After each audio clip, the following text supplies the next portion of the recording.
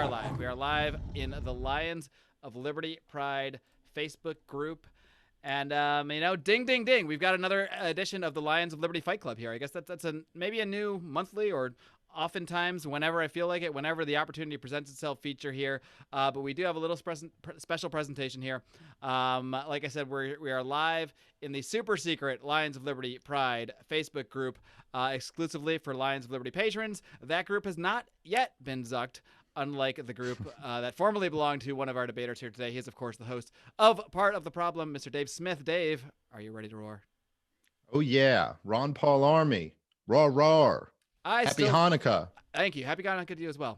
We actually celebrated here in the Clair household by lighting a candle on a plate and exchanging gifts because I didn't have a menorah. Anyway, it's not about that. Now, Dave, once again, you have, I don't know how I kind of fell into this niche of hosting your spillover debates that start on Twitter, but I'll take it. I'll take anything at this point. But I'm loosely calling this the Lions of Liberty Fight Club, and your opponent tonight is actually one of our Patreon supporters. So he's actually paying me to watch himself debate. I don't know. It's weird. Or it's like an Inception thing. But he is one of our Patreon supporters. He is a member of the Lions of Liberty Pride, and he is the chair of the Vermont Libertarian Party. Pleased to welcome Archie Flower. Archie, are you ready to roar? Absolutely. Totally. I'm so thrilled that, what was it, 20 in the last hour? Dave and Something I have like already, that. It's double digits in the last hour, and a number before that earlier in the week. I tweeted that out not long ago, that because we've gotten, so many to sign up for you, that's already a win. Like, whatever else happens, it's a beautiful thing. Yeah, and even right now, literally this moment, I'm like trying to help people get into the group. So if I ever look distracted, it's not because I'm bored. Probably it's because I'm trying to help people here get in. But all right, so let me set this thing up, and I'm going to help this other guy. That's IMing me. So I have to do everything here. I'm hosting. I'm tech support. I'm the whole deal. But yeah, I guess this kind of started as a spat on Twitter, as these things often do. I'll let you guys set it up any way you want. But we're essentially coming down to debating a proposition. It's sort of a dual proposition. It's sort of two things lumped into one. But what we settled on was racism inherently violates the non-aggression principle. The second part is that the accusation, I guess, that the claim that the Mises Caucus promotes entryism. Archie is taking the affirmative on both of those positions. Dave is taking the negative on both of them. So I'm going to first let you guys, Archie, since you haven't been on the show before, why don't I just let you start off by introducing yourself a little bit, telling us a little bit about your history with the Libertarian Party, and anything else you want to do to set up this conversation while I help someone get into the Pride group to watch this. Thank you, Mark. Thank you, Dave. Thank you, everyone out there, as part of the live audience, especially since it just grew so much. That's wonderful. I'm absolutely pro LP growth. So just hearing that doesn't. Well, we don't know that the LP is growing, only that the Lions of Liberty Pride Patreon is growing, as far as we know. I have full faith in you, Mark, and the Lions. This is LP as far as I'm concerned. So my journey began way back in like 96 or 97. I was reading the paper, and the Vermont State Police had placed a video camera on someone's property to catch them growing, marijuana, the devil's lettuce. And they did this without a warrant. And the Vermont Supreme Court upheld the conviction. And I read that and I'm like, what the actual, well, anyway. That started me studying the Fourth Amendment and therefore the Bill of Rights. And from there, the rest of the Constitution, the Federalist Papers, the Anti-Federalist Papers. For a while, I was a constitutionalist, and then I read some Clair and Ayn Rand and L. Neil Smith and Vin Suprenowitz and other influences. I started reading more libertarian authors. I was introduced to Ron Paul. I don't remember when Tom Woods entered my lexicon, but he's been a huge influence. And for a long time, I just wasn't a joiner. And then the irony is that Sarwark got me to join when I was watching the 2016 convention. And he made the point that if you want things to actually change, you have to be part of the group that's making the change. Otherwise, nothing's going to change. So that's my journey in a nutshell. I'm currently a minarchist. I'm also definitely taxation is theft. You know, we should have no taxes whatsoever. And whatever government survives that, I'm happy with. You know, I don't want a big government. I'm not a traditional minarchist in that sense. Like, you know what I mean? But I'm also not an anarchist because I'm not convinced it could work in practice. But I'll leave it there. All right, Dave. And do you want to set it up by explaining your position as, I believe you're a monarchist, is that right? Or did I get that wrong? Unapologetic monarchist. I support monarchy in all forms. Excellent. I don't care how brutal. Okay, I live in maybe Saudi we should change Arabia. the debate topic altogether here. But, no, well, what do you want? What do you want me to say? I've been on the show many times. I'm Dave. I host Part of the Problem. Yeah, I know Archie was critical of the Mises Caucus when he left it. He was critical of a tweet that I had put out recently on Thanksgiving, and then he challenged me to a debate and also about the racism violating the non-aggression principle. So here we are. All right. Well, that being said, why don't we just get right into the topic at hand? And I think it's going to make the most sense to sort of do one at a time here. This isn't a formal Gene Epstein Soho forum debate, but you know, I think they're separated enough topics that I think we should address one before the other. So why don't we just start with this original beginning proposition: racism inherently violates the NAP. I don't have a timer. I don't even know how to work those things. I'm just gonna say, give yourselves 3 to 5 minutes ish of an opening statement, and we'll start with Archie, who's speaking in the affirmative. Okay, thank you, Marc. The way the topic is framed, I just want to make certain that everyone that was on Twitter following this, thought crime is not a thing.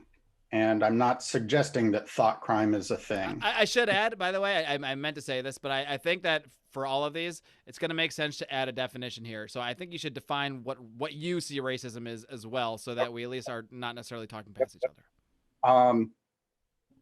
Racism is basically, there is a spectrum. Dave is right in one of his podcasts where he says it's a word that's used for a wide range of things. When I say racism inherently violates a NAP, I'm talking about the worst form of racism where you actually dehumanize someone. I'm not talking about just being uncomfortable around someone or anything like that. I'm talking David Duke style, full on, you know, white supremacy or any racial supremacy, that kind of thing, where you dehumanize and delegitimize other people, and they're no longer human in your eyes, basically.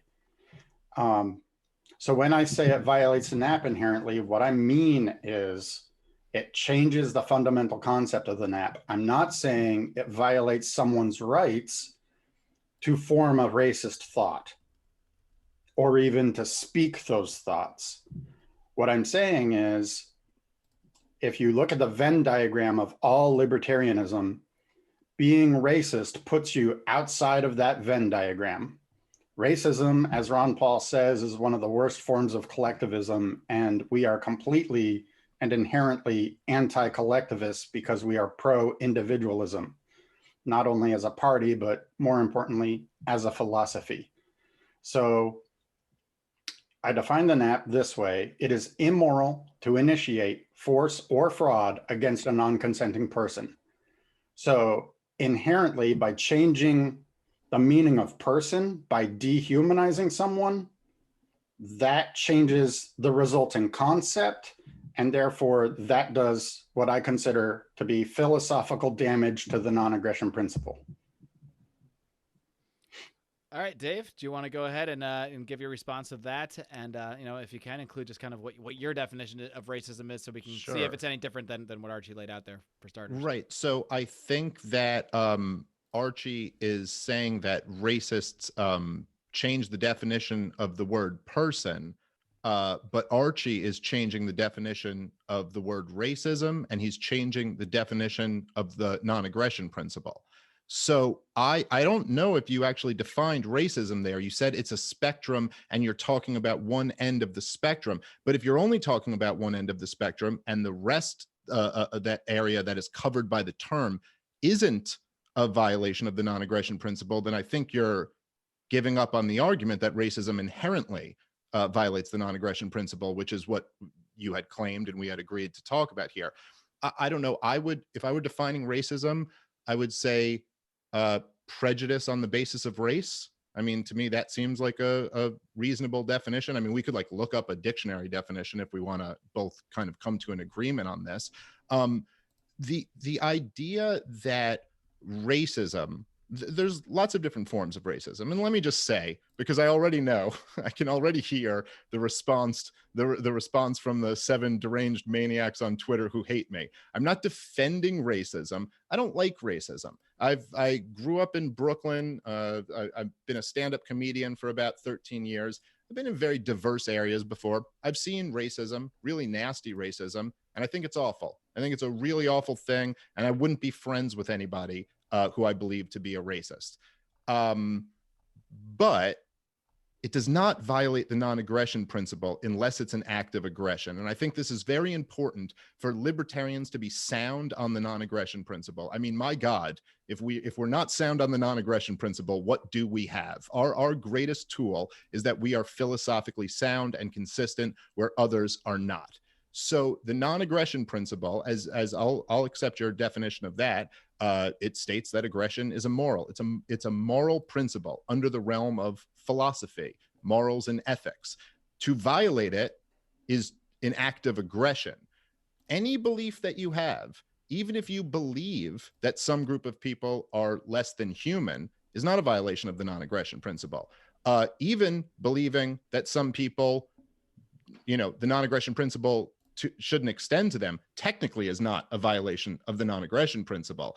A violation of the non-aggression principle is an act of aggression. And I think it's important that we're precise on that. And you can say that you're not defending the idea of thought crimes, but I think this is a very dangerous path to go down, because essentially what you're saying is that it's like you're using the language that would promote the idea of thought crime. So you may not be defending that, but it's like if I were to say, I think mean thoughts are crimes, and you were to say, well, so you believe in thought crimes. And I'd say, no, I define thoughts as violating people's rights, or I define it as this other thing.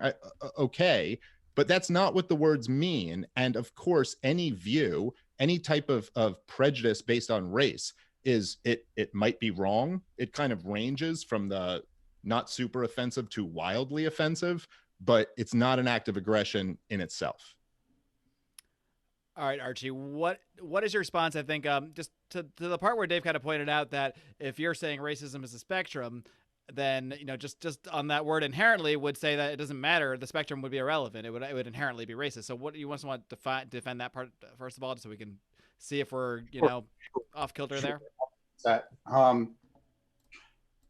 I'm simply acknowledging that yes, racism can be a spectrum because it's used for so many different purposes. The word or the term, but a huge portion of that problem is that it's purposefully blurred that way. Woke leftists will use racism at the drop of a hat, and they will do it to expressly confuse the rhetorical waters, as it were. Now, when middle America thinks of racism, they are thinking of David Duke. They are thinking of actual lynchings. They are thinking of the worst examples. So that's what I'm talking about. And that's what I mean by racism that violates the NAP inherently. And but what's your, I'm sorry, I don't mean to cut you up, but could you give me a definition of racism, or do you accept my definition of prejudice based on race? Because obviously we're both in agreement that lynchings are a violation of the non-aggression principle. Absolutely. Racism is the idea of holding one group as inferior or superior to another group based upon racial characteristics, and specifically in the context of this debate, the hatred of such a targeted group to the point where the racist dehumanizes them. Well, what do you mean specifically?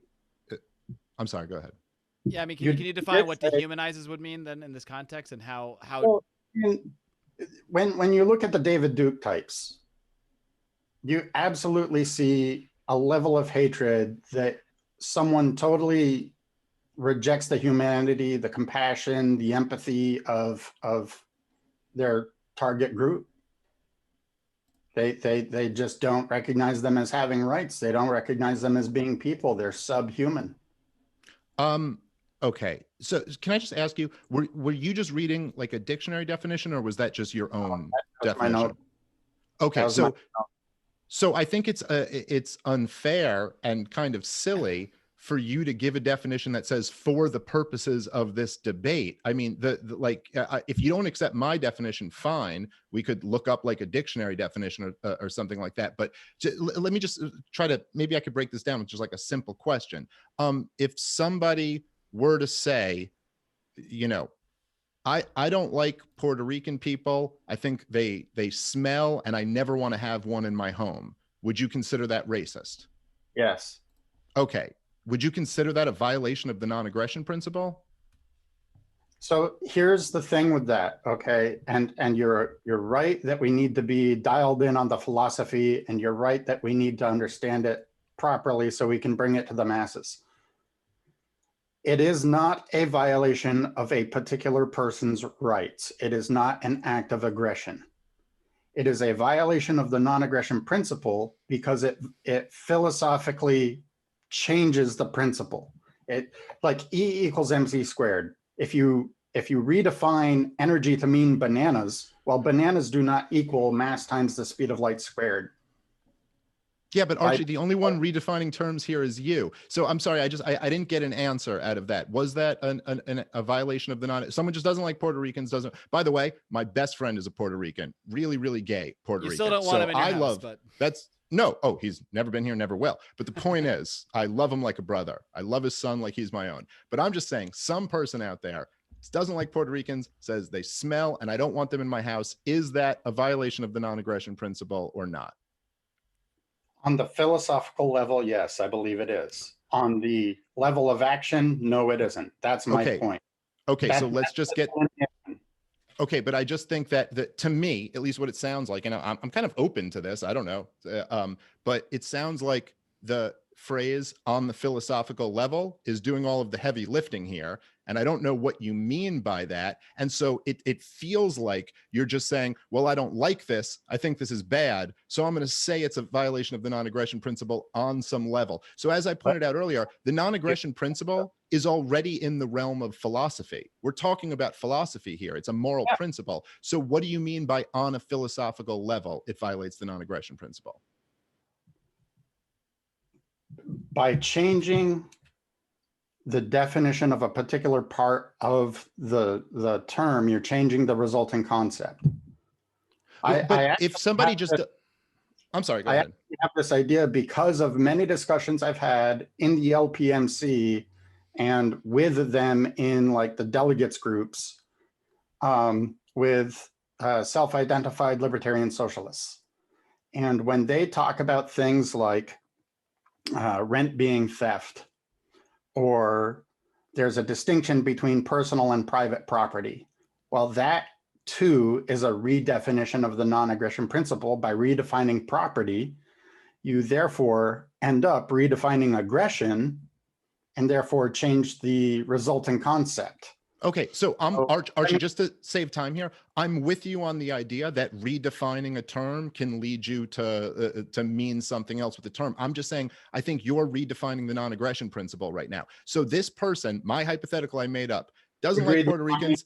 Well, let me just say, doesn't like Puerto Ricans, doesn't want them in their house, thinks whatever nasty things about them, but doesn't think they should be killed or they're not human beings. I mean, you would grant me that there are racists out there who don't like a particular race, but don't think they're not human or subhuman. So in that case, they wouldn't be changing the definition of the word human, or the word person or whatever. They would just have negative feelings about that person based on their race.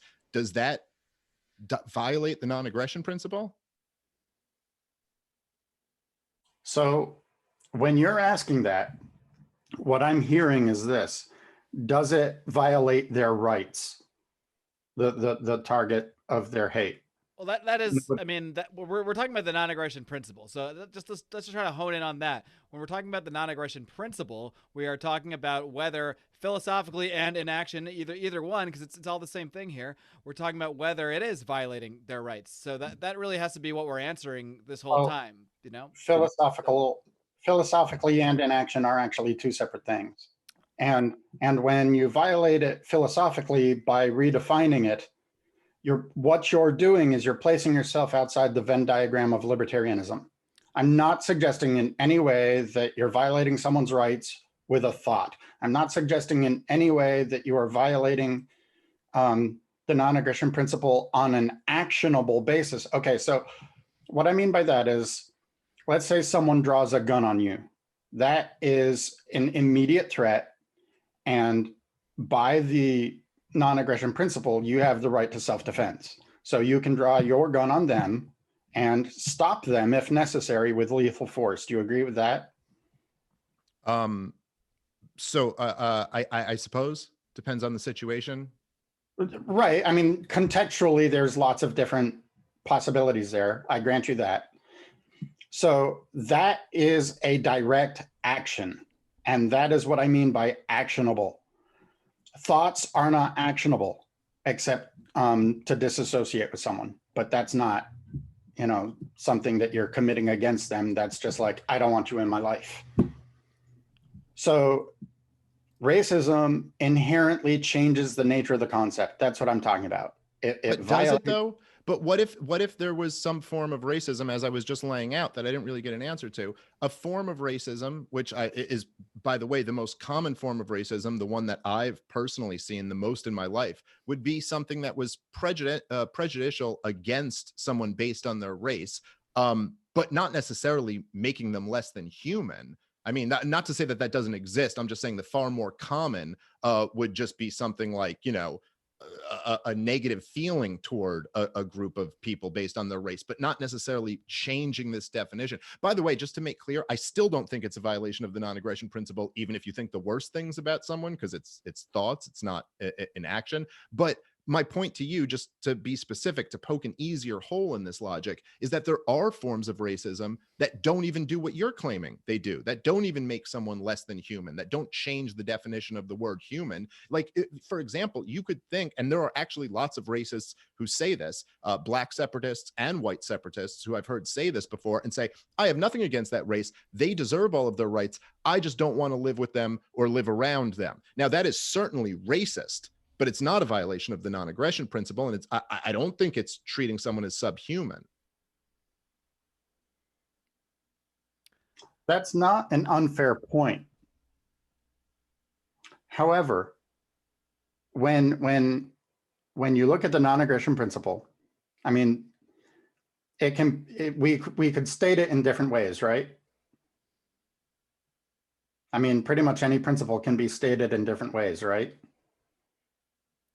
I don't know. Maybe Archie, what we really need to do here is have you define what you see as the non-aggression principle, because I think what you're trying to argue is that racism, how you're defining it, which even in maybe the worst cases, you're defining it as like seeing people as subhuman or what have you, the thought of doing that.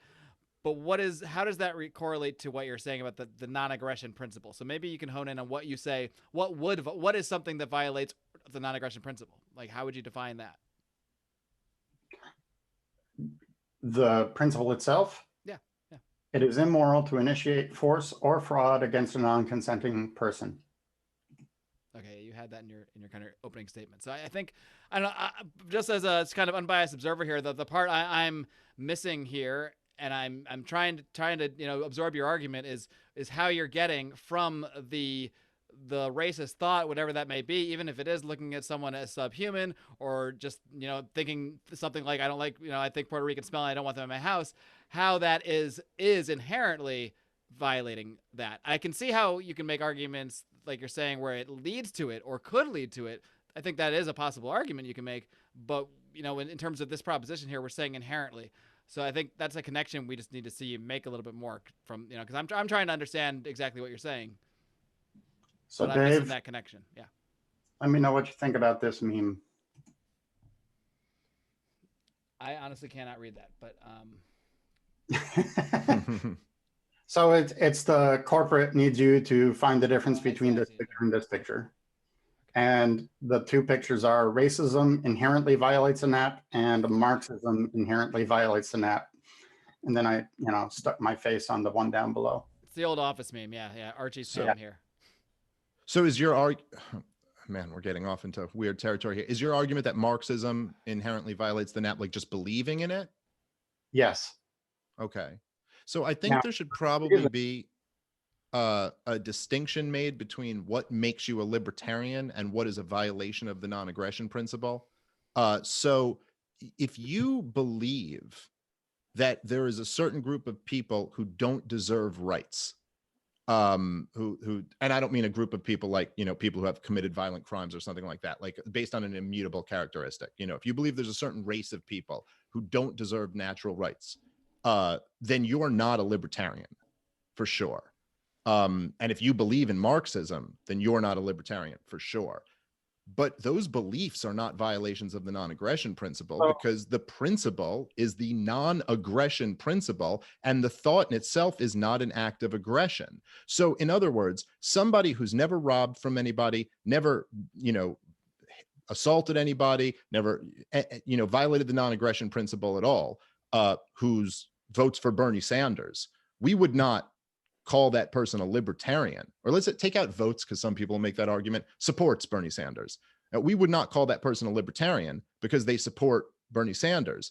But we also wouldn't accuse that person of violating the non-aggression principle, because the whole purpose of the non-aggression principle, which is the irony is that you're talking about people changing definitions, but the whole purpose of the non-aggression principle is for libertarians to deduce when it is morally acceptable to defend yourself. That's the point of the non-aggression principle. So the whole point of it is to figure out when it is morally acceptable to use force, to use violence. And this is why we reject the state, or in your case, most of the state, because it violates that principle. So to just, again, I think it's very dangerous and inaccurate and philosophically unsound to say that, well, if this kind of tends to make someone in another group lesser than in some way, that is on some level philosophically a violation of the non-aggression principle.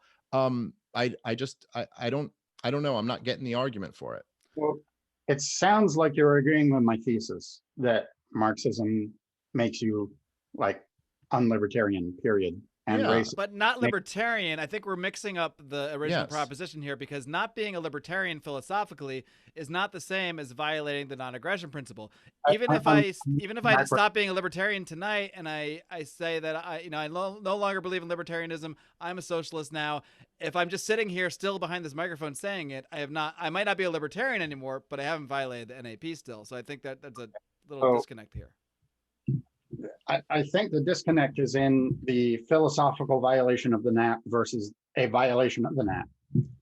And so let's go back again to E equals MC squared. It's a particular relationship, right? It is a physical relationship that Einstein discovered, and it led to, both nuclear power and nuclear weaponry, right? Mm-hmm. Do you accept that, Dave? That that's an objective fact? Sure. Okay. Now, what if someone comes along and uses like Common Core math and says squared no longer means the number times itself, it means something else? Mm-hmm. Will that relationship that they just redefined allow them to build either nuclear bombs or nuclear power plants? Or will reality just slap them in the face? Yeah, probably won't work. Right. That's what I'm saying, is that the resultant concept from someone redefining property in the case of a Marxist, or redefining person in the case of a racist, the resulting concept is a monstrosity that resembles the NAP but is not actually the NAP.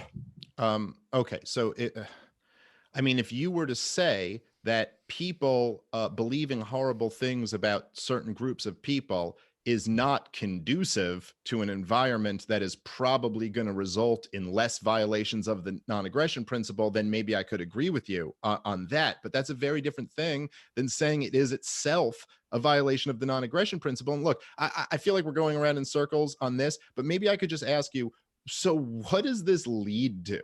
Like this line of, so of course, if you're going to say this, right, if you're going to say that racism, and you're using David Duke as the example, but then you're also, I'm not exactly clear here, but you're also saying all the other forms of racism, even the more, just not wanting someone in your house, is also a violation of the NAP on a philosophical level. Okay, well, how about, I mean, I don't know. I assume then by this logic, then also homophobia, xenophobia, transphobia, whatever all the other things are, those would also have to be violations of the non-aggression principle in theory. I guess Orthodox Jews are out.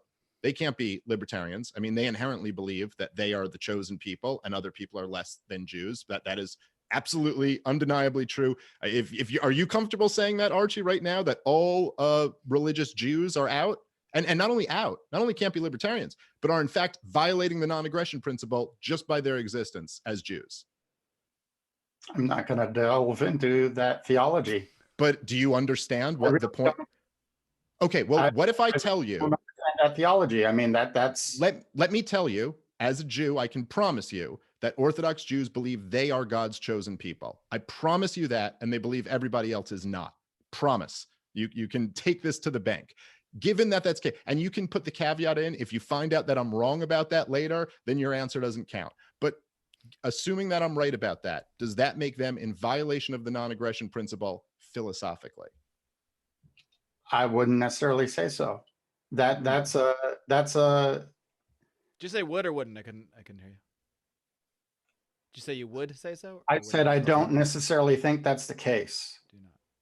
Oh, you're rejecting my claim that Orthodox Jews believe they're God's chosen people? No, I'm not rejecting that. What I'm saying is that the theology adds a whole other layer that we would have to, spend another couple hours on.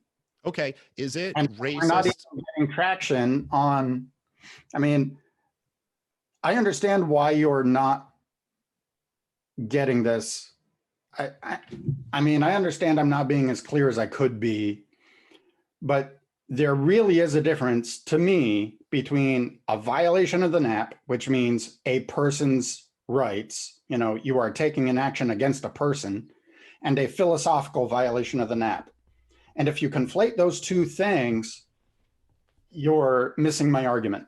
Okay, well, perhaps that's the case. And maybe the reason why I'm missing your argument is that as I've already said, I feel like just using the word philosophical is doing all the heavy lifting for you here, because as I pointed out, the non-aggression principle, we're already in the realm of philosophy. It's a moral principle. So what does this mean? You're saying it's redefining words, but of course I've given you examples of racism where it's not redefining the words. But okay, let me try this a different way. You did accept that racism, you accepted my definition, right, of racism being prejudice based on race? That's not out of the ballpark, no. Okay, so how about the fact, I think it's over 90% of marriages in this country are the same race. I believe, double check me on this, what the numbers are, but I think it's something up there like that. What about someone who says, I only want to date people of my race? That is, by definition, discrimination on the basis of race, or prejudice on the basis of race. Are those people in violation of the non-aggression principle, philosophically? Because we're talking now about 90+% of married people. Well, no, we aren't. 90+% of married people may have married into their own race, but that doesn't make 90+% only would marry into their own race. Okay, right, fair enough. Let's not focus on the marriage rates and let's just try to focus on the actual question. Yeah, theology, marriage, these are. Well, no, but listen, Archie, I'm just trying to figure out, because I don't understand the argument here. So I'm just trying to figure out like what level you would take this to, what the purpose of this view is. The purpose is to delineate who is and who isn't libertarian. Yeah, but again, I think that's a different thing than a violation of the non-aggression principle. Believe Well, me, if everyone who wasn't a libertarian is violating the non-aggression principle, we should all grab some shotguns and start going to work, because the vast majority of people are in that camp. But again, so but okay, so just answer, please, Archie. Just if you could just answer this question then for me. Forget the 90% number. You're right. Maybe some of them it wasn't based on race. For people who if you only want to date someone in your race, if that's the only people you date, or if you just have a racial preference in terms of who you date, you know, some people like black guys, some people like white guys, whatever. Some people, you know, fine. Is that a violation of the non-aggression principle? If you only like Asian women, if you only like, is that a violation of the non-aggression principle? no. Okay, so then it would seem to me that you've conceded what my definition of race is, and you've conceded that by that definition, racism is not inherently a violation of the non-aggression principle. Except that racism is more than that definition. I mean, Yeah, but no one's arguing that racism can't be a violation of the non-aggression principle. Obviously, like a hate crime or something like that is a violation of the non-aggression principle. No. And you keep bringing up David Duke. By the way, to be completely honest, I don't know much about David Duke other than that he's the racist boogeyman, kind of. I don't know. I'm sure he has horrible views. I've read like a few excerpts from him. I know that he ran for governor in the 90s, and I've seen him on with like Wolf Blitzer and stuff. Can I just ask you, I'm just kind of curious, not defending David Duke at all. I'll leave that to the ghost of Murray Rothbard. By the way, he was completely right in everything he said. Anyway, but is David Duke's position that some races are subhuman and not deserving of rights? And when I'm asking you this, I'm saying, like, would David Duke say that? I really don't know. Huh? And he's high up in the KKK, so I'm assuming that. No, he was in the KKK, I think, in his 20s. Well, okay, well, whatever point in his life. New topic. Is David Duke a libertarian? Let's put it. Well, no, I'm just asking because it does seem to me that you're saying, well, over here in this sliver of racism. By the way, I don't know. Maybe that is David Duke's position. I don't know. But the vast majority of racism is not what you're talking about here. It's not people saying you're subhuman and don't deserve rights. I mean, I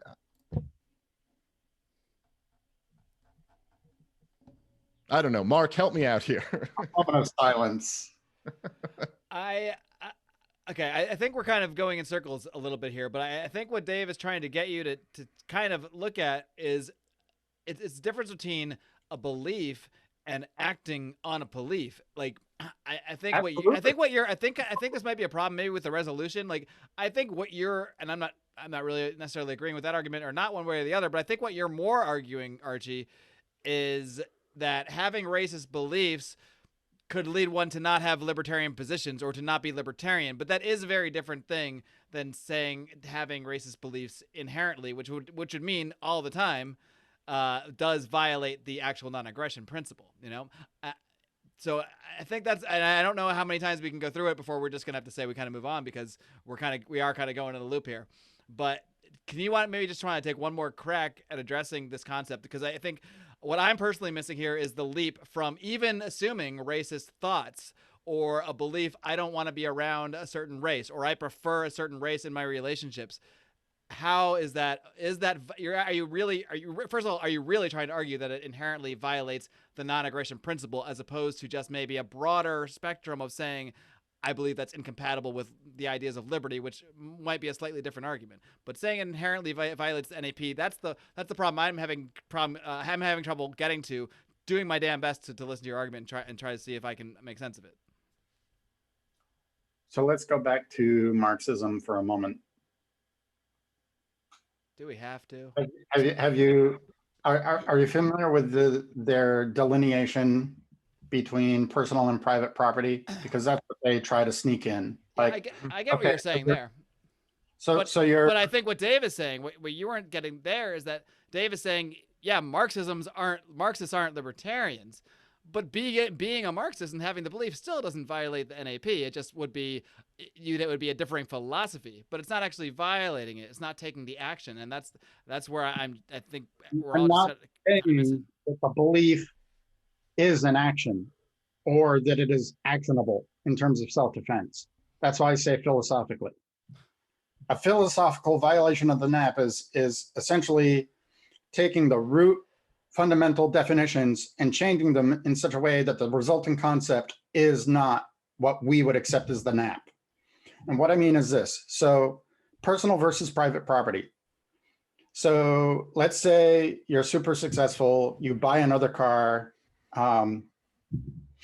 it's a company car, and so someone that has these Marxist beliefs thinks that's private property. So when they get in and they take their car, your car rather, they don't believe they're violating the NAP.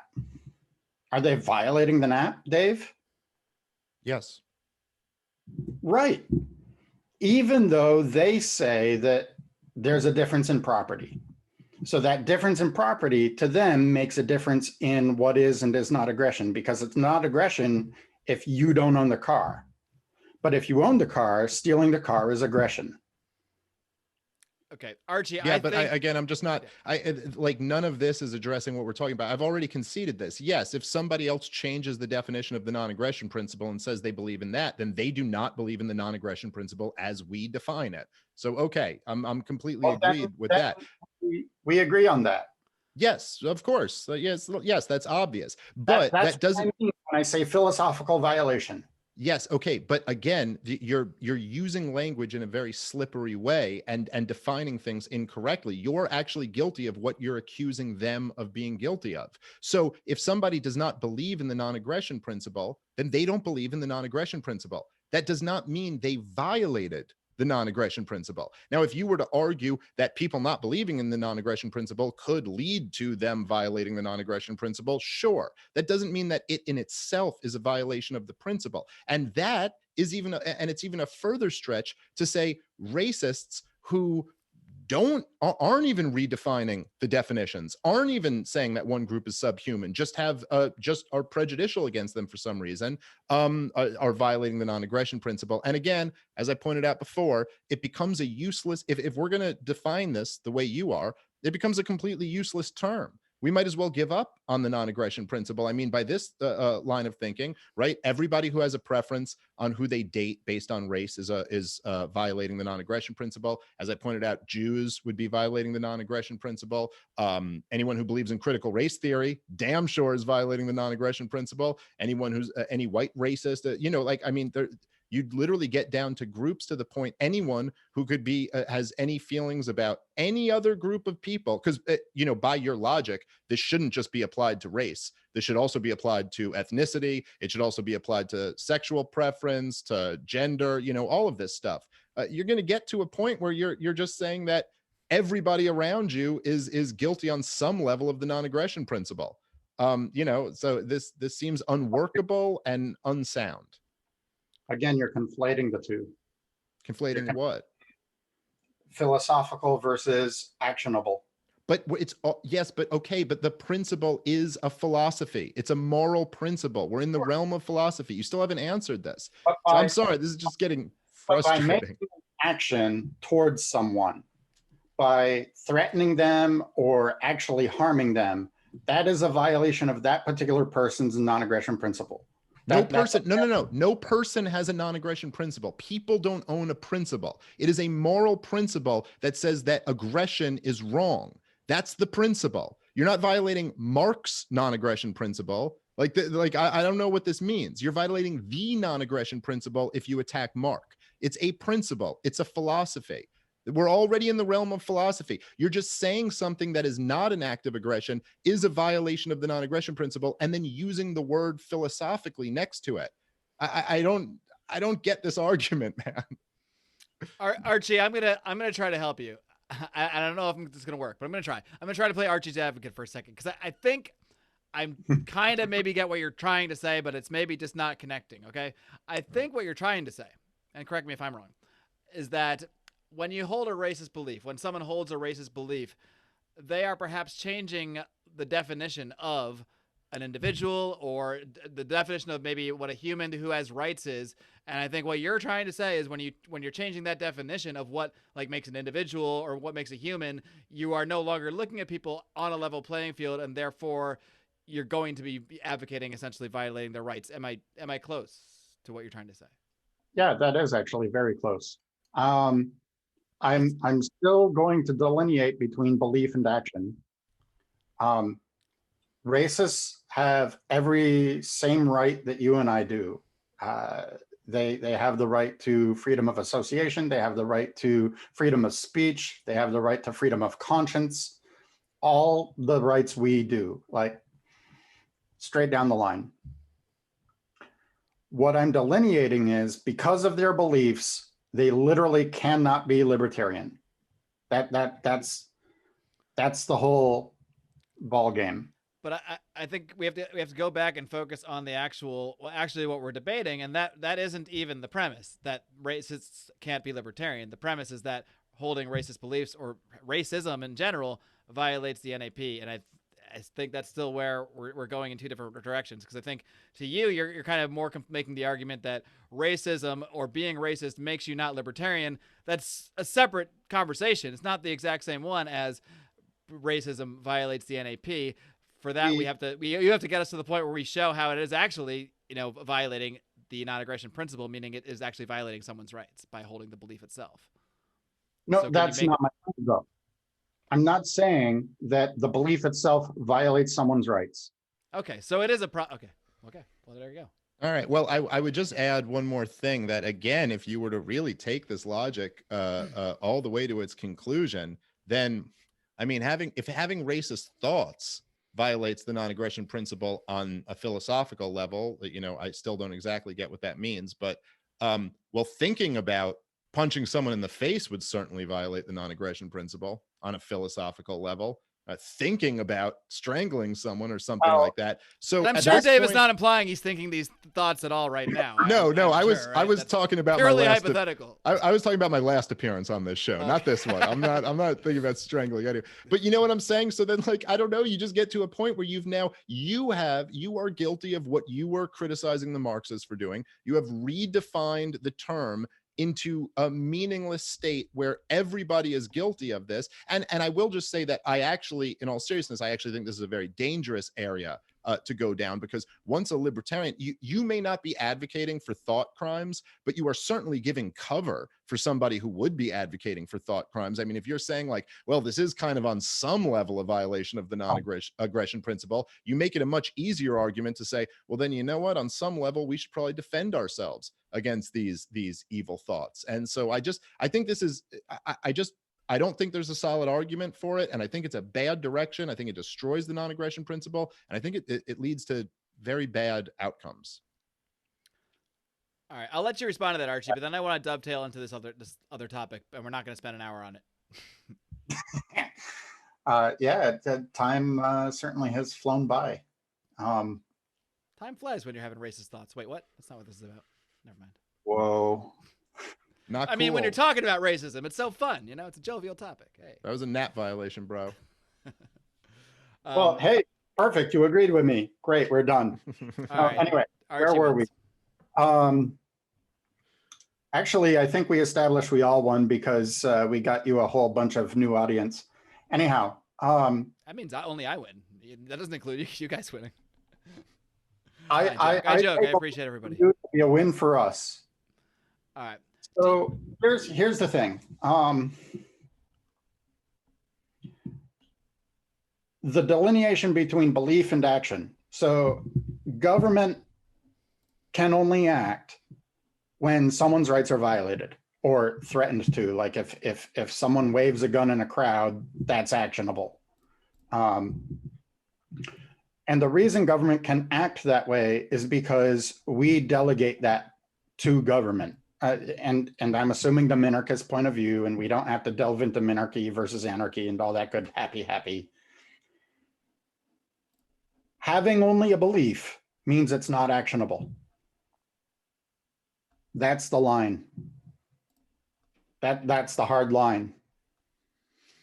So I don't think I'm opening up Pandora's box, as you imply. I think that by looking at the definition of the NAP and realizing that the concept as a whole needs to remain cohesive rather than, oh, well, personal versus private property, yay, I can take your car because it's a company car, that's still a NAP violation. But yeah, As but you, you're if I don't know, if you think the non-aggression principle needs to be cohesive and have a solid definition, then why would we call things that aren't acts of aggression violations of the non-aggression principle? I just, again, I'll rest my case on this one because we really are just going around in circles on Yeah, this. Let's we're in talk the about loop. the We're in the Mises loop Caucus and portion. stuff. I mean, yeah. you're conflating two concepts, Dave. All right, I don't think I am. All right, we'll let the audience decide. We'll do a little Lions Liberty Pride poll, and then we'll do another poll when we blast this thing out to the public. But why don't we dovetail to this other topic? And I'm gonna need a definition too, because I don't even really understand what this word means. Archie, you're also claiming you used to be a member of the Mises Caucus. You did leave that group. You can feel free to touch on as much of that as you want here, and then you can address this concept of why you believe that the Mises Caucus promotes entryism. Please do tell me, because I don't have a clue what entryism is along the way.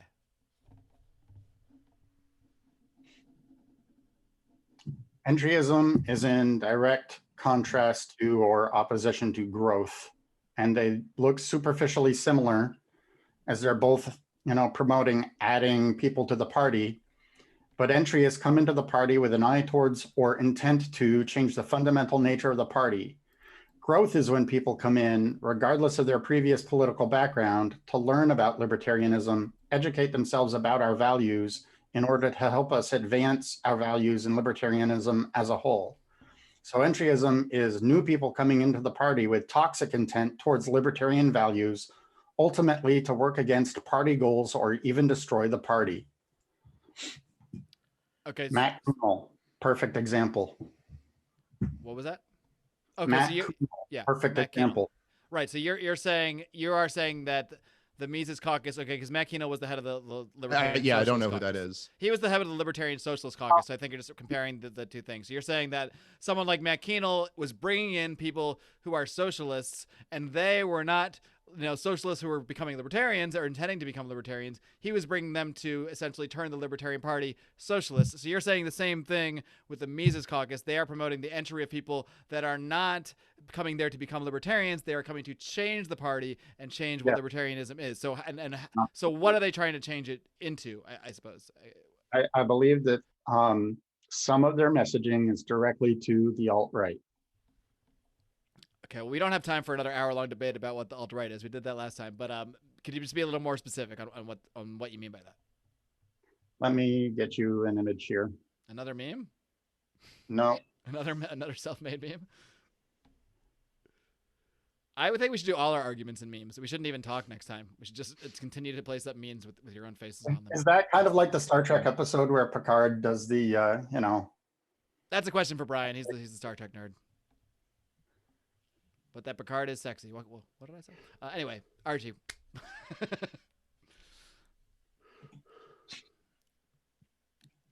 I think you can explain it without finding the meme. No, this is actually the meme I left the group over. Okay. So this is the little backstory. It is. This is why you got to join the Pride. People that are listening right now, I'll take a commercial break for the Pride. If you're listening to the public Lions of Liberty podcast feed right now, the only way to physically see these memes from Archie is by joining the Pride, joining the Patreon, where we'll post this video. Archie, take it away. Explain this meme you got up. Okay, so this is on its face transphobic. If we divide 125 genders by 3 bathrooms, how much climate change do we have? Destroy capitalism.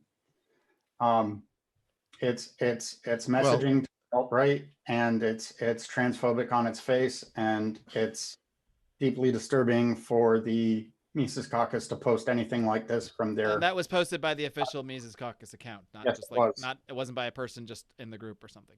Can I just say, just because a lot of people probably consume this by audio only, it's a teacher standing in front of a blackboard with some looks like some geometry on the board, and he's asking the question: if we divide 125 genders by 3 bathrooms, how much climate change do we have? And one of the children asks with a question mark, destroy capitalism? And he's pointing like, correct. That's just so people get it, because I don't think you'd get the meme just without the kind of description of it. Oh, totally. Thank you for the description. No problem. All right. Okay, so can you just explain, so that seeing that meme made you leave the Mises Caucus? That was the last straw. There was a whole bunch of discussion about transgender issues in the Mises Caucus group, and there were some extremely vitriolic things said against transgender people, and the people were not even warned to, tone that down. As far as I know, they're still in the caucus. All right. Well, I don't know if Dave, you want to respond to the meme itself, or if you want to respond to this broader concept of entryism. But I'll let you, or if you just want to smoke your vape and zone out, because I don't know. All right, look, I'm kind of happy we're onto this topic because, as both of you guys know, this was actually the topic that I kind of wanted to talk about, and more so than the idea of racism violating the non-aggression principle. I mean, I don't agree with Archie on that, but I just kind of feel like, I don't know, guys. I mean, the government instituted totalitarianism this year, crushing debt, wars all over the place. We're bailing out, the big banks and big corporations, the biggest attack on the middle class and small businesses of my lifetime. And we're kind of sitting here as libertarians who kind of have a lot of the answers to this. And we're talking about these kind of, I don't know, whether thoughts violate the non-aggression principle on some philosophical level or not. So I'm glad we're getting to the Mises Caucus thing, because I really think that it's like, there are so many serious things going on right now. And it blows my mind how libertarians can focus on the most petty offenses and get outraged about them. The Mises Caucus, are they guilty of entryism? Well, it seems like every positive, every little bit of hope that the liberty movement has will be spun into a negative by a small group of people. So, if you are very successful in the libertarian, movement in the space, you're a grifter. If you have, a lot of influence and a lot of people agree with your point of view, well, then that's hero worship or a cult of personality. And if you're the only caucus that is actually substantially recruiting people into the party and growing membership, then I guess you're guilty of entryism. Now, the major difference, as I understand entryism, I believe it was a term that referred to the Trotskyites attempting to take over the Labor Party in France. And the idea was that you are really something else, sneaking into a group, being deceptive, convincing them you're one of them with your own ends in mind. Kind of the example of this guy you just used, who's a socialist trying to get into libertarians. So the reason why this just doesn't apply to the Mises Caucus is because the Mises Caucus represents the libertarian movement entering the Libertarian Party. And so the idea that this is entryism, and entryism seems to me to imply that there's something secretive going on. If nothing else, we are quite open about what we're doing here. And so, yeah, I mean, to look at the only caucus, and by the way, what the Mises Caucus has accomplished is just incredible. There, a few years ago, they didn't exist. And they're now close to 40% of the party, came damn near close to getting the chair and their presidential candidate in as the nominee. Fair enough, didn't get them in, but still, it's unbelievable what they've done in a short period of time. And to look at this, the one caucus that's bringing energy into the liberty movement that this country so desperately needs right now, to say, well, oh my God, but there was this meme that, by the way, it's not even transphobic, dude. I don't even think you get it. It's making fun of the absurdity of woke shit. It's not an attack on trans people. What do you think? They're literally saying you divide bathrooms by climate change? Like, what do you think? It's just making fun of how it's all absurd word salad nonsense. And the answer is destroy capitalism. It's making fun of anti-liberty wokeness nonsense. But whatever, it's a meme. Who cares? We're recruiting people to the party. We're trying to fight a really important fight here. It's unbelievable to me how you can be so petty in what would drive you to leave a caucus. Petty? Really? So let's read this. Archie Flower, as the numbers indicated, they're not being targeted for hate. The guy, who you obviously feel superior to and have disdain for, beat the hell out of you with factual information. That's his take on the greater context of this particular post. As for me, I don't hate them, transgender people. I am just careful and wise. Spraying my upholstered furniture with Lysol after they visit not equals hating them. You know, this guy is talking about spraying his furniture with Lysol after a transgender person uses that furniture. That's open bigotry. That's open hatred. There's no getting around that. That's disgusting. That's anti-libertarian. Okay. Yeah, I mean, if this was your big example to say that it's not petty to find a comment somewhere that someone said something nasty, like, yeah, okay. I'm sorry, I'm not really getting the point that you're making here. And also, I don't know what what this is response to or what the context of this is, but yeah, that's a shitty thing to say. Okay. This was within the group, and I asked leadership if this was basically acceptable. I'm the one that got my hand slapped because it violated decorum to even ask that question. To ask what question? Whether or not this violates caucus rules, and whether this stay in. That was in the caucus group. Yes, that's what. Hold on, yeah, Archie, you're telling me right now that violated decorum for you to ask whether this violated rules. Okay. I'm sure Michael would have something to respond to this with, but I don't know. You'll have to take this up with him. You're talking about a conversation I'm not a part of, and that I have a hard time believing that was your violation of decorum. You don't have to be a part of this conversation. It's a trend. I don't have, I'm no longer in the group, and I don't have any socks. I'm not that kind of person to, sneak back into a group that doesn't want me. But I thought you said you weren't wearing socks for a minute. I was like, I'm not saying the relevance, but you mean sock accounts. I get it. Okay. I'm a boomer practically. I don't get these. I am wearing socks because Vermont is cold and I want warm feet. But I don't have any socks. Is the point of this that you're saying there's some comments in the Facebook group that you don't like, that are nasty comments? Very unlibertarian people in the Facebook group. Well, I'm sure you find this. I'm sure you think. But you know what? It's kind of interesting. I'm kind of glad we did the first part, in the beginning, because I suppose you would find this a violation of the non-aggression principle. Yes, I think it is. Okay, that is a violation of the non-aggression principle. They are directly Hold on. talking about how much they hate these people. The hatred. I'm sorry. Go ahead, Marc. No, I'm just I am really doing my best. At least in the first half, I was really doing my best to be impartial, and I still am. But I mean, I'm just trying to look at this as I've never seen these conversations before. I'm not familiar with any of this stuff. If I'm reading that on a Facebook group myself, at worst, I'm thinking, oh, that guy's kind of a dick. But he's also clearly joking and clearly trying to prod. And from my point of view, he's trying to prod you and get you and show and trying to show you he's like whatever by talking about spraying Lysol and whatever. But that all aside. Do you think? Let me just ask you, even if it was Archie, true, it wouldn't violate the NAP. Yes, of course it wouldn't. No level of this could possibly violate the non-aggression principle. But do you believe in your heart, Archie, that this person actually sprays Lysol down on their couch before a transgender person comes over to sit on their couch? I mean, you must understand that this person is probably trolling you, or at least just being a little like. They said this about a person of color. Huh? What if they said that about a person of color? What are you asking me? Would that be what? Would that be racist in your view? If they said that about a person of color, that I'd spray Lysol before a black guy came over to my house. They left. Yes, yeah. It would be racist, but it might be a racist joke or a racist troll. I don't know.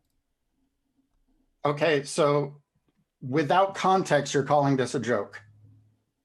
Well, the idea of him, that's what it seems like to me. I don't know. What you're asking, it's not a joke. Listen, dude, you can't say without context you're calling this a thing, because you're the one providing this without any context. And this is absurd, Archie. You were focusing on the meme that they pointed before, and now you've just found one comment that's a nasty comment that you're going to put up there and hold up for the time that I have to defend. I don't care, dude. I don't fucking care. Listen to me, man. What all three of us want here, okay? What all three, let's be serious adults for a second. What do we want to do?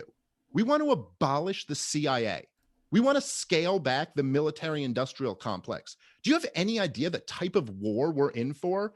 We almost all better hope this whole thing doesn't succeed, because we will be in serious danger if it does. We are going to war, Okay, that's where we're going. We're not this isn't even boot camp.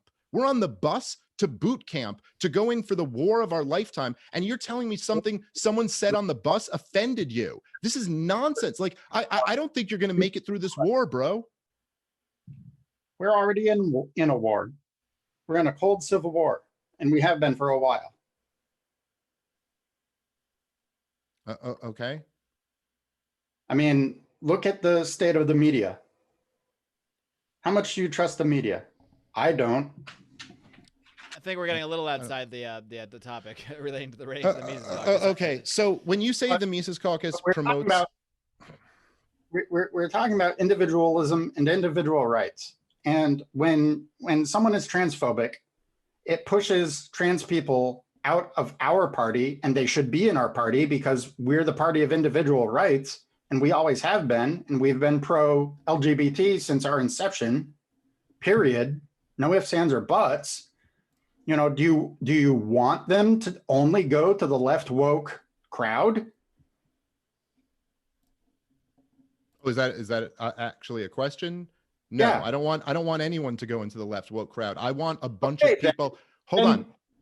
If you're going to ask me a question, let me answer it. I want a lot of people to come into the Libertarian Party. Currently, the only caucus that's bringing a lot of people into the Libertarian Party is the Mises Caucus, the caucus that you're attacking.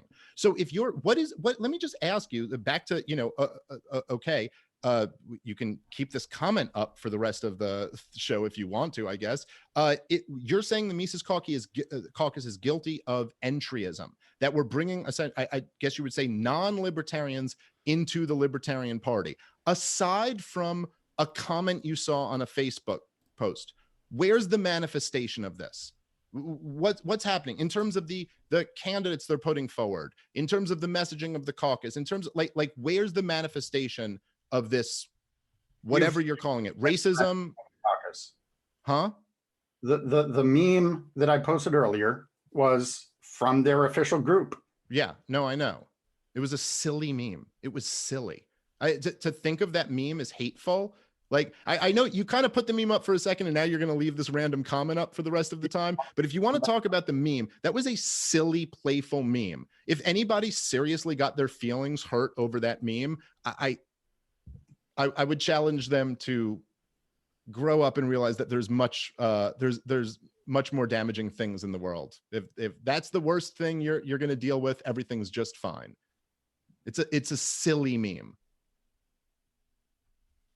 Well, and by the way, can I just say the message of the Mises Caucus, more or less, right? And this is what they've always, they have a plank about lifestyles where they're like, listen, you can have any lifestyle you want to. That doesn't matter to us. Our goal, this is what the Mises Caucus is about. It's what we've always been about. It's about, first and foremost, re-energizing the Ron Paul revolution and bringing the liberty movement into the Libertarian Party. It's about being anti-war, about promoting Austrian economics and radical decentralization. That's what it's about. If you believe that there's 56 genders, that's fine.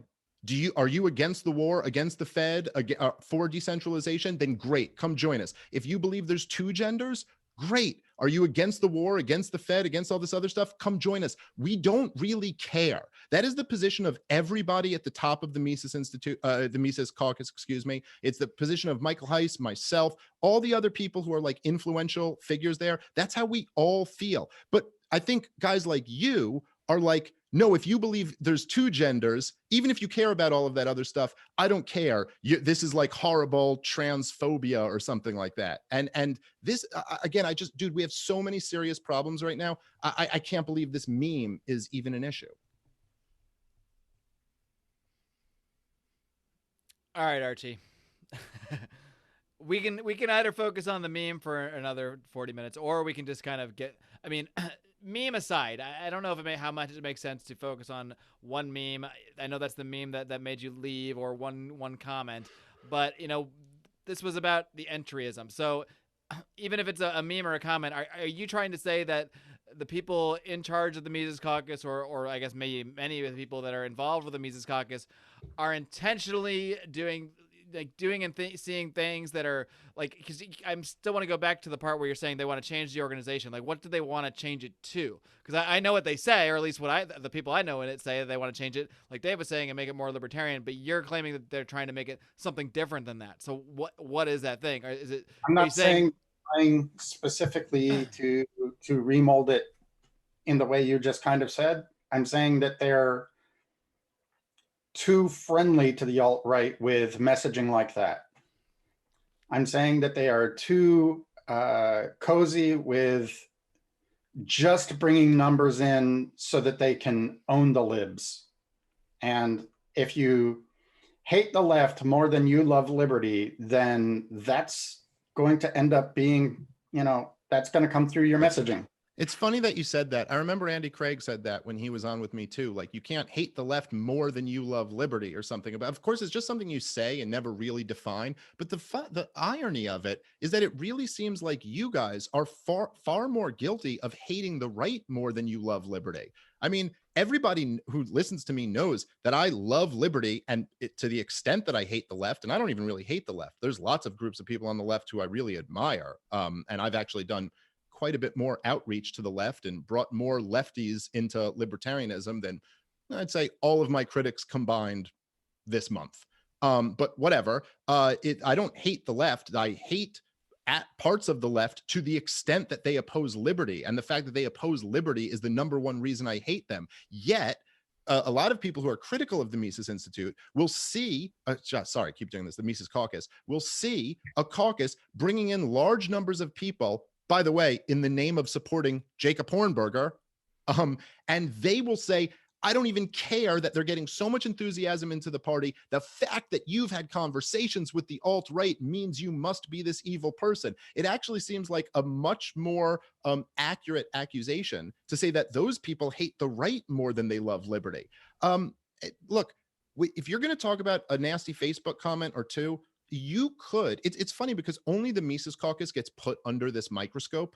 Like, you could go to any group on Facebook with a few thousand followers minimum, scroll down 4 or 5 comments, and you're going to see something nasty said. I mean, I promise you that. Any one of your groups, go into one of the groups that's trashing the Mises Caucus all the time, scroll through 10 comments and tell me if you haven't found something more vile than the stuff that you just put up there. I mean, you want to talk about like just reprehensible behavior by members of the Libertarian Party? How about hurling career-ending insults at people, accusations completely unfounded? The way Sarwak treated Tom Woods and Jeff Dice. Well, how about the people who went after Josh Smith's family? How about those fucking people? Those people should burn in hell. Tried to drive a wedge between a 15-year-old daughter and her estranged father. Like, and by the way, I haven't always gotten along with Josh, but those people, man, if anyone there should be one group where we target outrage at someone, maybe that's who it should be.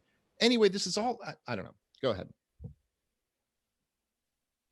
So Sarwark said some really bad things during this last convention, and I called him out for that. I'm not giving him any leeway there. And these other groups, yeah, I'll call them out for that. You saw me talk to Shipley on Twitter not that long ago, and you liked my tweet that was calling Shipley out for his BS. I don't exempt those groups, and I don't, the whole like loser brigade mentality. No, that's BS. Okay, so we agree there, but you know what? At the end of the day, the loser brigade stuff, it doesn't matter. This is all really small potatoes, man. Like, the government just instituted totalitarianism, dude. They're locking people up for going to church or for trying to run their business. They've bankrupted the middle class. They've destroyed small business. Like, libertarians, man, we got to shake some of this stuff off and say, do we want to actually focus on what matters? And I just don't get, man. I do not understand, dude. And I'll tell you this, like, from the fucking bottom of my heart, if the people who I despise, like the fucking most in the party, the people who have been the shittiest to me, like any of them, if fucking Andy Craig, who's basically out there calling me a neo-Nazi or anything like that, if he were to get on a platform with 10 million people watching and break down the war in Yemen and why we need to be not fighting that war and explain it to people and I would salute him. I would be like, God damn, you know what? However I might feel about him, that guy did something great for the world right there. Like, that was really awesome that he did that. And yet I feel like, you know, by the way, I did that on Joe Rogan. Anyway, the point is, so if anyone didn't get that, I'm talking about me. That's what I'm saying. I'm great. But my point is that it seems like, the Mises Caucus is out here. Like, anybody, how would anybody not at least acknowledge, man, what Michael Heiss has done? This kid is just smart as shit. He's fucking works his ass off. He's like really interesting, really kind person. He's not a right winger at all. He put blood, sweat, and tears into decriminalizing mushrooms. Like, these are these are where his passions are, and he has inspired the libertarian movement to start entering the party. And we're sitting here talking about a meme that was shared or something like that. Like, this just all seems so insignificant to the bigger picture. And this is one of the things I really don't get. And it makes me, I gotta say, a little bit suspicious of some of the Mises Caucus critics that there is this kind of like, you know, everything, any tiny little petty, you know, violation is like, oh my God, this is the hugest thing ever. Look, man, what do you think's going to happen if let's say we were able to? By the way, the number of dues paying members to the LP is pathetic. It's pathetically small. Okay. Let's say we went from what is it now? I don't know. What are we at? 20, 30,000, something like that. A terrible number. Let's say we brought in another 100,000 people. Let's say we had this mass influx into the Libertarian Party. Would we be psyched that all these people are coming in and supporting libertarian ideas? Or would we go, you know, there's been a lot more nasty Facebook comments lately. You know, like, anybody who has a big following has this issue. This is what we were talking about last time I was on the show. There's nobody who has a big following who, if you go look at the comments under their thread, there aren't some people saying hateful shit. Okay, you shouldn't say it. The Facebook group.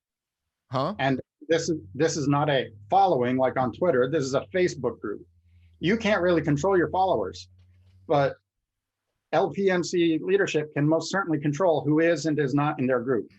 And when someone such as myself brings up to leadership, hey, this guy's a problem, and I'm the one told I'm breaking decorum, that's complete BS.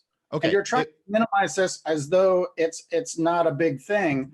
But when you're attacking GSM rights and minority people, it absolutely is a big thing. Okay, but let's not do the thing Andy Craig did last time. No one attacked anybody's rights. I mean, you can say that the joke was in bad taste or the meme was in bad taste, or maybe you can say the comment wasn't a joke, but nobody attacked anybody's rights. And this is, again, man, this is like, let's not do this slippery thing with the non-aggression principle or with the idea of rights. No rights were attacked, okay? Now, if this comment bothered you and you brought it up and the response was you're violating decorum, if that's how it happened, maybe it shouldn't have happened that way. But so what is it? Like, what is it you want them to do? You want them to boot that person? You want that person gone? Yes. Okay. What if somebody says, I believe there are two genders? Should that person be gone? No, I don't think that's over the line. Okay. And how many genders there are, that's a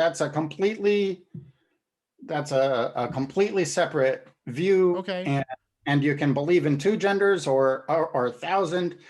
I mean, what your personal beliefs are and how you interact with other people, you can't just swap those. No, but I'm just trying to get a gauge for you because I really don't understand it. I mean, what if somebody said that I think trans women are biological men? Should they be booted?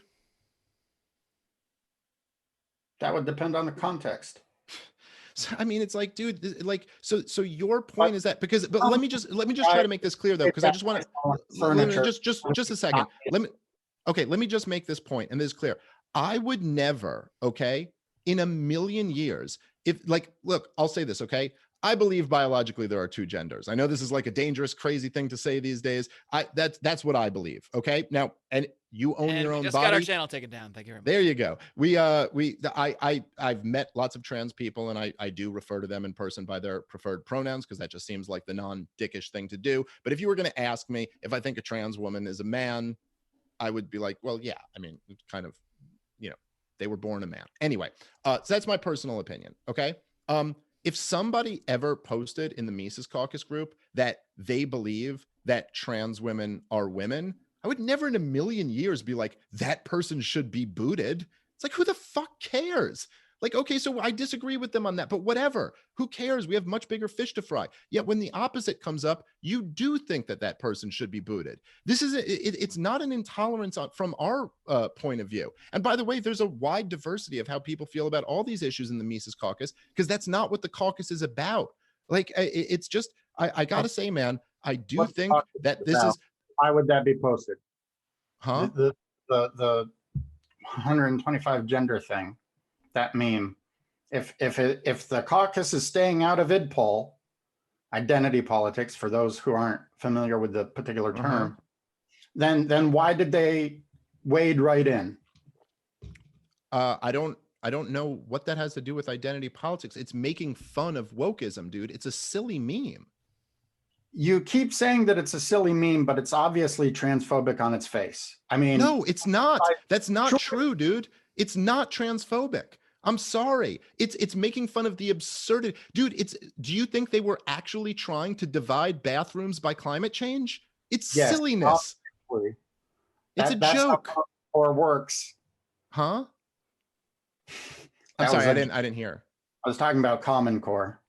Oh, yeah. Okay. But yeah, that's what it's making fun of, all of this shit. It's making, maybe that's the joke. It's making fun of wokeness and Common Core math or whatever. I don't know. I didn't get the Common Core part. That might have gone over my head. You can totally make that point without bringing in transgenderism. Okay. Or you could make the point with it in there. That's irrelevant. The point is that it's not hateful, dude. There was really nothing hateful about that. And I'm sorry to say it's transphobic. I don't agree with you. And I think, you might be a little overly sensitive to a meme there. But look, man, but I think that my point stands, that or my question, maybe I should say, let me reassert this.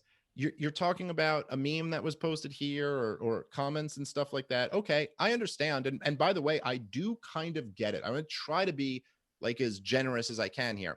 I get where some of the people that this is how I see it, right? I think some of the people that we're bringing in, now, there's a lot. We've brought in, I mean, according to the executive director, who was no friend of the Mises Caucus, according to him, we brought in more people in a non-presidential year than have ever happened in his 15 years. I mean, we brought a sizable amount of people into the Libertarian Party, between a lot of us. Marc was involved in that, Tom, myself, Michael Heiss.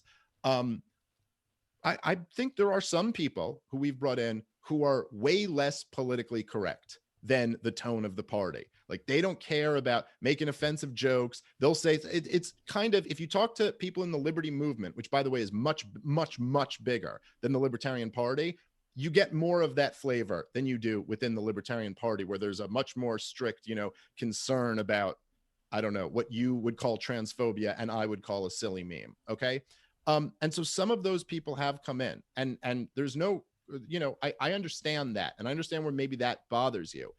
But in terms of what the caucus is doing, like in the big picture, where is the evidence you see of this entryism? I mean, are they pushing like hard right candidates? Are like, what exactly is it? Because I'll tell you, it's like, when I was talking to Andy, he talked for a little bit about the pipeline being real. And I think by that he meant the libertarian to alt-right pipeline. But then I guess the accusation here wouldn't be a libertarian to alt-right pipeline. It would be an alt-right to libertarian pipeline, which, by the way, anything to libertarian pipeline seems like a really good thing to me. But I guess the concern now would be that it's an alt-right to secret alt-right still pretending to be libertarian pipeline or something like that. So am I getting this wrong? What's the evidence of this in the big picture? Like, who are the candidates? What is the Mises Caucus doing? If that were happening, would that be disturbing to you? I'm sorry, I didn't hear.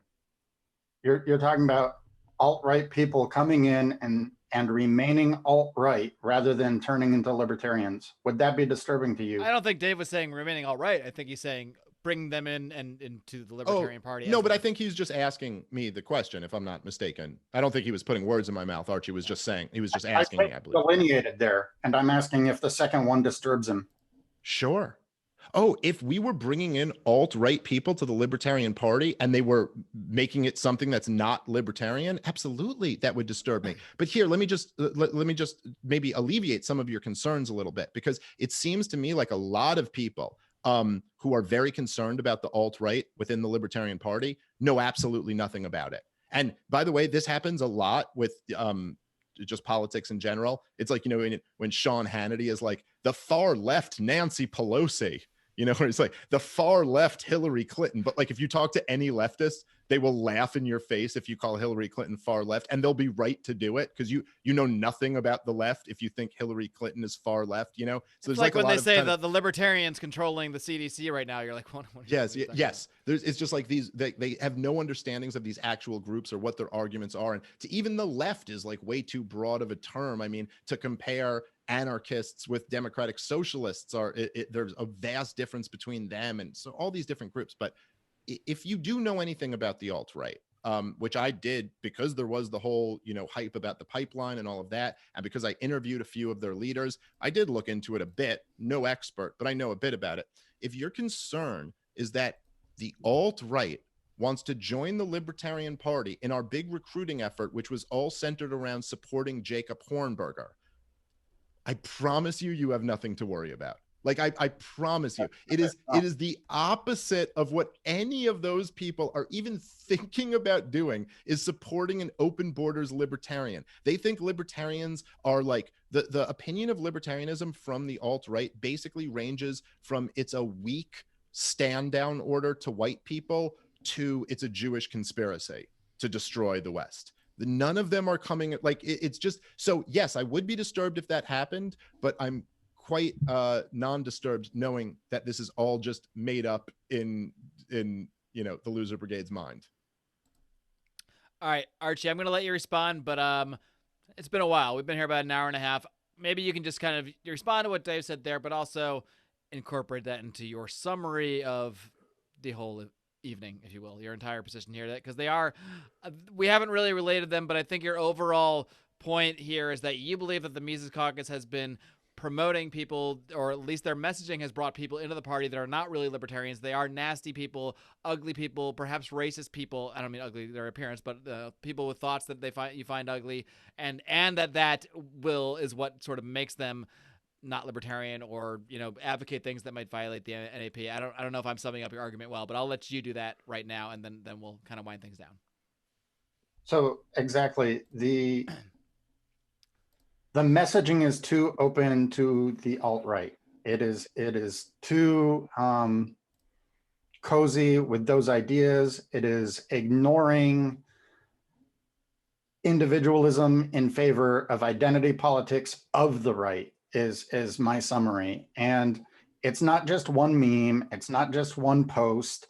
It is an issue of quality control. And one of the biggest reasons why it becomes such an issue is they do actually take the time to kick some people out. So why not these people? Why was I told that my question about this particular person was a violation of decorum, and it gets swept under the rug and this person stays in the caucus? It's a problem. And it's unfortunate that leadership doesn't see that. Do you want to, is that your full closing statement? Because I'm kind of making this. Okay. All right, Dave. Yeah. Sure. I just want to make sure you have a chance to say anything else you want to say. Go Lance. Okay. Well, look, I'll say, thank you to both of you guys. Thank you to Archie. I appreciate you taking the time, and I appreciate that this was more of a a friendlier conversation than my last experience. I think that's safe to say on this show. Yeah. But I was pretty sure going in. I was like, we're not going to top that one. I will say that I've been told by a lot of people, I get a lot of conflicting opinions on this, but there are people who really love when I do these things, and then there's a lot of people who tell me not to do these and just to ignore people who are criticizing. By the way, all those people that tell you not to do it still tune in, so I don't know how much I believe them. But. Well, it is one of those things where people they'll be like, I hate these debates, but then you look at the numbers and you're like, well, do you hate them because you're really excited to watch. But a lot of people tell me, they're like, well, listen, this person doesn't have as big a following as you. They don't have as big a platform as you. So just ignore them. Why are you even giving, oxygen to these criticisms? But I've never really had that attitude. I always feel like, look, I want to explain this to people, and I think we have the truth on our side and we can win the argument. So why not? And I've done a lot of these. I mean, I debated Nick Sarwark in an Oxford style debate. Then I debated him on my podcast. I had the Fakertarians nerd on my podcast. I had fucking Chris Spangle on my podcast. I debated Andy Craig here. Now we've done this. And I just feel like there are all these people who launch all of these accusations against the Mises Caucus. But then when it actually comes time to like debate these ideas, they kind of fade away.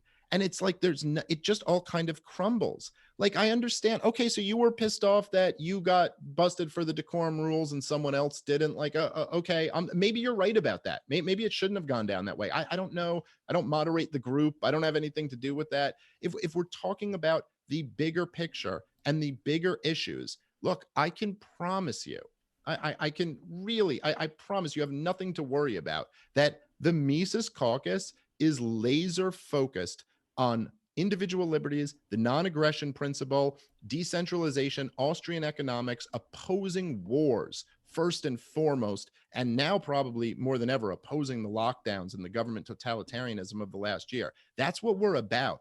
Anybody who's following me into this thing, anybody who's following Michael Heiss into this thing, is getting on board with our program. There's no entryism here. Nothing is being subverted. We've never once said that we're here for a right-wing takeover of the Libertarian Party. That's not what we're about. In fact, if you listen to people within the Mises Caucus, one of the things that really drove the Mises Caucus to start was Gary Johnson walking back, repealing the war on drugs. They were all so furious. If you were to poll in the Mises Caucus, should we repeal the war on drugs? There's no question. You couldn't find one person in there who's not for that. There's no debate about it. This is not a right-wing thing. And you can always cherry pick, man. I mean, you can find examples here or there where someone says something shitty, but the big picture here, I'm sorry, like, racism doesn't violate the non-aggression principle, and the Mises Caucus isn't guilty of entryism. What we are doing is something that I think we should be applauded for. It's breathing new life into the Libertarian Party. And I think that's a worthwhile endeavor, or I wouldn't be doing it. And I guess I'll wrap up on that.